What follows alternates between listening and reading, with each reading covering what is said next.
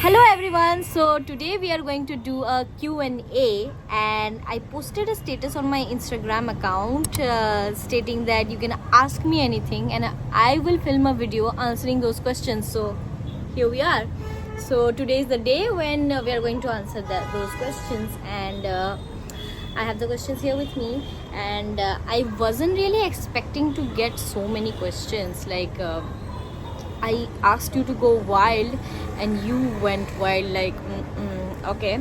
So I won't be able to answer all of the questions, but I have picked a few of them. I have to not answer all the other questions because some of them are a bit too nasty. Anyways, so I made a comprehensive list. Before that, can we take a moment to appreciate my anti-tarnish jewelry game? Can you see? So let me know in the comments if you want to see a anti-tarnish jewelry haul. I would love to make that because I am obsessed and you should be too. So let me see. To start with, the first question is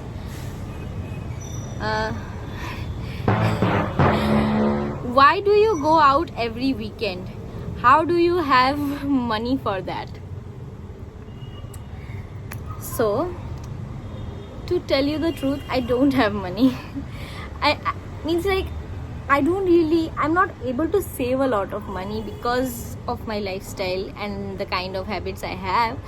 But after a 5-day grill, I really like to take time off to go out, on a cafe, chill a bit, do a little bit of shopping. And this also is a fact that I live in Bombay and the house space is really low. We live in a 1 BHK and we live as 4 adults. So when we are at home, it looks like a crowd. So this happens to most people living in Bombay. They just go out to have some solace. So we also go out, chill, and it's a big place and you can do whatever you like. So it's my way of chilling on a weekend, and it's not like I go always. Sometimes I stay at home also. So I hope that answers your question. Party spots in Mumbai.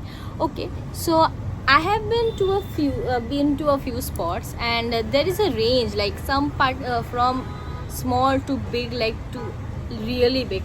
So I have been to all the categories, and I would like to tell you that personally, in my opinion, the high-end nightclubs when you search party spots in Mumbai and you get some really high-end ones, they're not that much worth the hype, because what I feel that the prices are so outrageous, the cover charges are so high. Then how do you enjoy?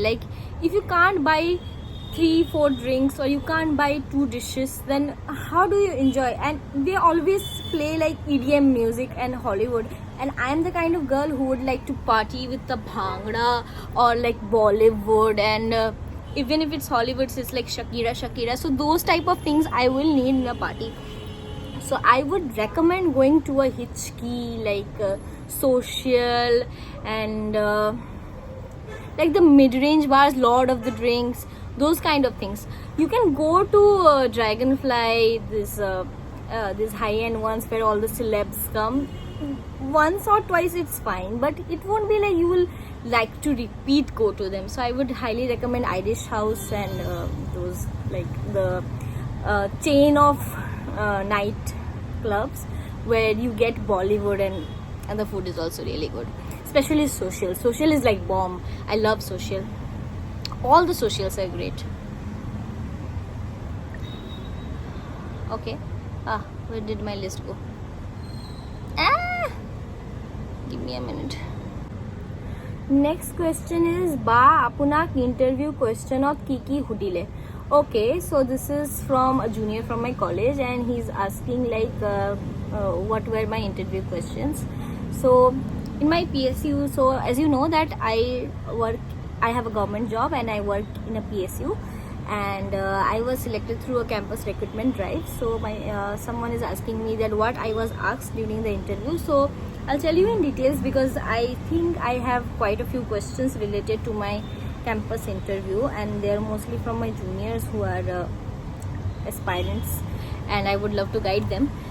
So first of all, in my interview there were 11 people, 11 panelists, and most of my questions were through my resume. Like I had prepared a 2-page resume on my profile, and each of the person had one copy of that, and they were like shooting questions based on the resume.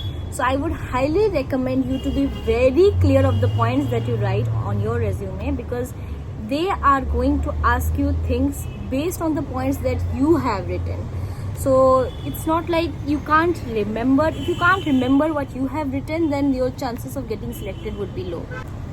So like for example, I had did a summer internship with the oil company, and they were asking like in which rig were you assigned, and what was the depth of the well that you saw which was getting drilled while you were there, while there was you were at the tenure at the site. Those kind of things related to the internship. And also I did a research internship in IIT Guwahati on enhanced oil recovery. So they were asking me questions like this flue gases in situ combustion. Others might get bored, but for this question, for this particular question, I would like to mention a few of the questions. And also I had a really comprehensive HR interview round also, and they really do check your brain clarity. Like they will cross question you a lot. Like they would ask you something, and they will give you a situation where you might have to reconsider your opinion. So these kind of things they will do. And also they will, if you have really good academic record, like if you have very good scores throughout your academic career up to BTech, then they would tell you that why did you not opt for an IIT, and why did you came to a state government university, those kind of things. And also they will ask you if you have a very good like CGPA throughout your semesters. They will ask you like what if you don't get selected today, what is your plan. And also they will ask you some questions like if you get a better opportunity, will you leave this job and go for research and stuff abroad. Those kind of things they would ask you. So I hope that answers your question, and maybe this question might not interest all of my viewers, so I would like to keep it short, and maybe you can DM me about this. This question is, how do you plan to manage 9 to 5 job with content creation? Okay, so to tell you, I have been doing content creation in Instagram since when Instagram was not Instagram. Like I have been posting photos and reels, and I have literally seen the launch of reels, the time where everybody started making reels and Instagram was really boosting the reel game. I have been a witness and a part of that. So I started Instagram since 2014, I think. Like that time, content creation, being a content creator, it being a business and stuff was not there, and I did it purely for fun and purely for keeping like a memory diary of my life and all the good moments of my life, so that when I look back I feel happy. And today absolutely nothing has changed, and I still do content creation for fun. So it's not like I'm managing anything. It's like my ikigai. I am doing something, I'm producing something productive, and I feel good about it. I am happy if I'm able to contribute, and in the process, if it builds a community and if I'm going to get back anything from it, I would be happy. And if not, then also fine, I would make content as always. So I think that would answer your question on how I would manage it, because I don't have to manage it. It's like as good as going out, or it's as good as shopping, or like that. I really love content creation. So next, is 9 to 5 toxic? 3, 2, 1. Yes, 9 to 5 is toxic, and so as any other sector. If you are a full-time content creator and brand people and anybody, or if you are a housewife, then probably some people in your family. If you're a businesswoman, then some of your vendors. And in any sector there are going to be people that are toxic, but that doesn't make that sector toxic. So 9 to 5 is literally not toxic, but you will come across people who are like, oh my god, definition of toxic. What helps in my case is like, I barely understand toxicity. Like, someone will do something horrible, and at that moment I won't even realize that it was horrible, and some random well-wisher will come and tell me that that was a horrible thing that just happened and you were laughing. So I'm that kind of person. Somebody will come and shit on my face and I will not understand, and later I will think about it and I will think, oh my god, okay, I should have probably replied better instead of that. So that's how I deal with toxicity at work or any other place. I don't understand what is toxic.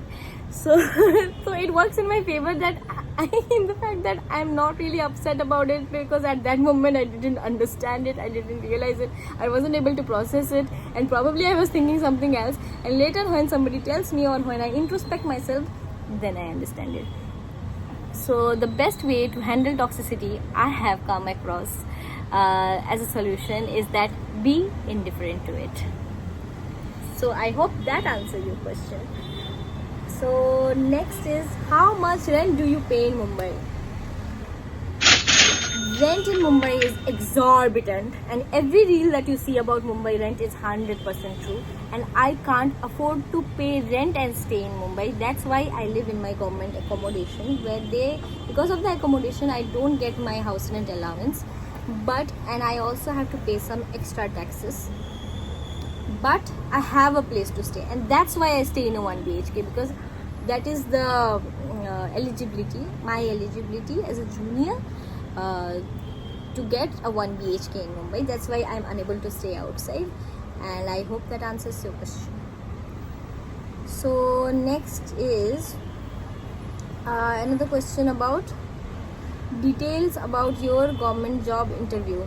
Okay, so I think I have already answered this question, but I would have liked it if it was like, what kind of details. How to prepare for campus interview and details about the campus interview. Okay, so regarding how to prepare, so to tell you the truth, they are going to ask you really practical questions, like the things that probably you don't see in your textbook, like depth of wells, or how do you manage a situation, like field questions like what is the water cut of this field, and all these things they will ask you. So you need to be generally aware and also very practical about the theoretical concepts. Like if you are studying gas lift, then how do you apply gas lift, and where do you apply it, and where you don't apply it.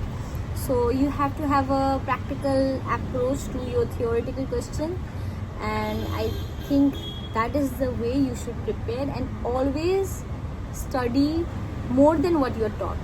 Like in your college they will teach you lesser things, and you will get fired with questions which are of a broader prospect. Especially in state government colleges like mine, they had a very small curriculum, and things in the industry are very large, like the extent is very high. So I would highly recommend going outside the textbook and try to get some more practical knowledge in the oil and gas sector. I hope that answers some of your doubts. And next question. Why do you spend so much money on designer bags?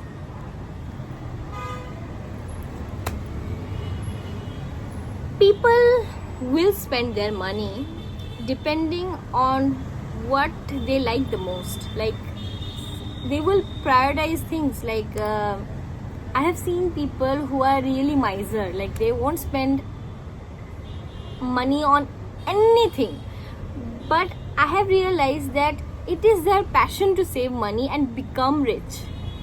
So I am among those kind of people who like to enjoy life. I'm not against saving money or investing. I think it's a great idea and you should really do it, and especially you really need to have a emergency money bank, and there is no alternative to that, I would tell you. But I would also request you to enjoy life, like not to save money and not be like thinking about it all the time.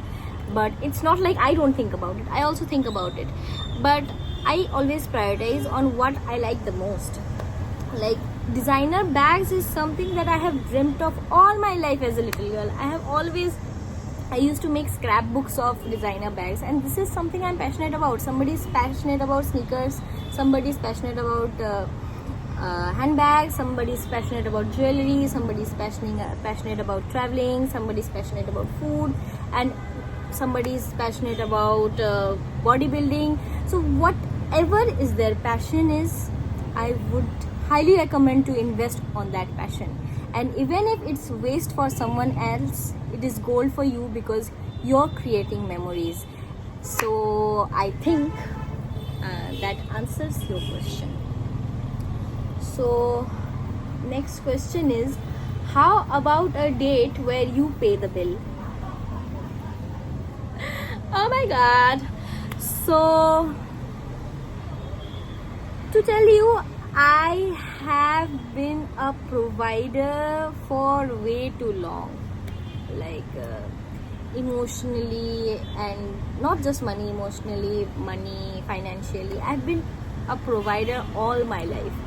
So when it's a date, and if somebody wants to be romantically associated with me as a man, so I would like to be provided, and I will not really want anybody in my life who doesn't come with masculine provider energy, because that is something I find really attractive, and I really want to channel my weak feminine energy when I'm with a man. Like that is a thing that I want to experience. So if you want to hang out, if you want to be friends with me, the treat is on me. I really love pampering my friends, I really love pampering my family, I really like giving them everything that they want, but as much as I can. But when it's about a date, how about you pay?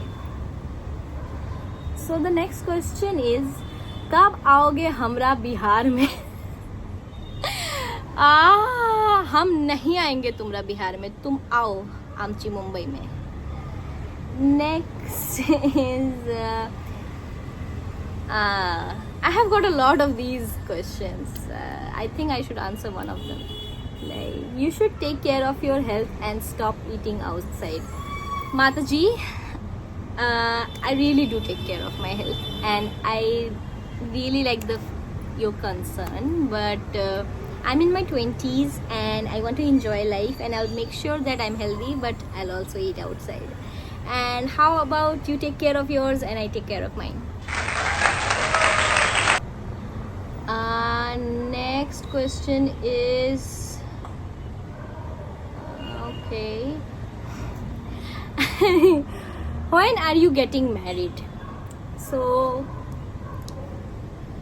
3, 2, 1. I don't know if I want to get married altogether.